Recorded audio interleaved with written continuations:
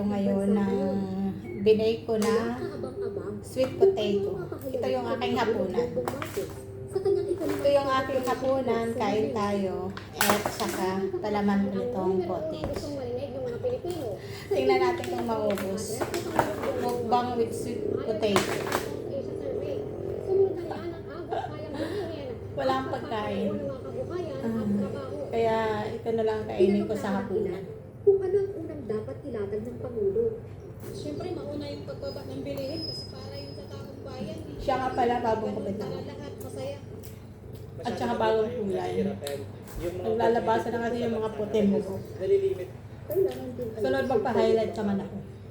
ibang bagay na nagpapahirap sa pamilyang Pilipino, yung presyo ng pagkain, yung transportasyon. Dapat magpapagupit na ako. Kaso lang sabi nung mag-gupit, kailangan na daw magkulay kasi lumalabas na yung mga sumpa. The price of food items in the Ako sabi niya, magpa-highlight na rin daw ako. Kasi yung highlight ko, 6 months ago, nandito na sa baba. Sabi ko, wag muna yun kasi mahal. I think it's one of the Sinisingil ako sa highlight ng 400, ang mahal-mahal. And if he does not address this, Ang bayad ko sa gupit at saka sa kulay, 450. the people's Mahal pa rin. big fish arrest. So, ano na yan. Minsan lang naman. After 6 months ulit. affect his legacy. Ang last ng gupit ko, May ano, mga February. naaresto ng personalidad na sangkot umano sa flood control staff. Pero sapat ba ito? Yung talagang mga malalaki Sarap din pala. talaga nila mauli-uli. Hindi naman nila nagawa ng So, ito na lang yung natira. Busog na ako. Sa bagong bayan Sultan Kudarat, Tama kasi na. itong tatlong residenteng umakyat ng puno para hindi tangay ng rumaragas ang Tama na, tubig. pero isa pa pala.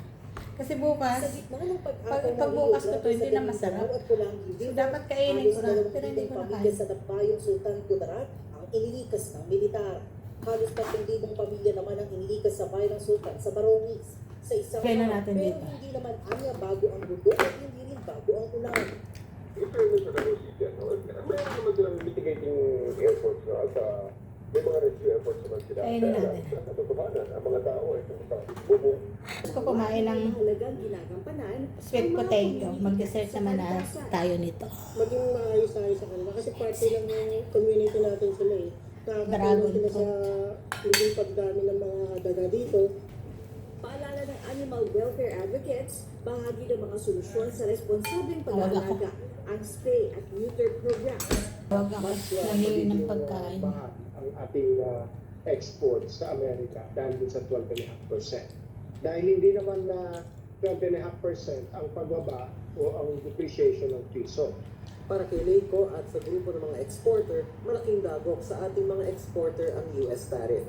Immediately, ang implication niyan, yung mga exporters natin, wait and see, ayaw na export yung bayan naman sa US, wait and see. But after it's all clarified, nakikita natin, you have to continue negotiating, work on the exemption. In the long run, maaari itong magkaroon talaga, mag-iwan ng negative impact sa ating export sa Amerika.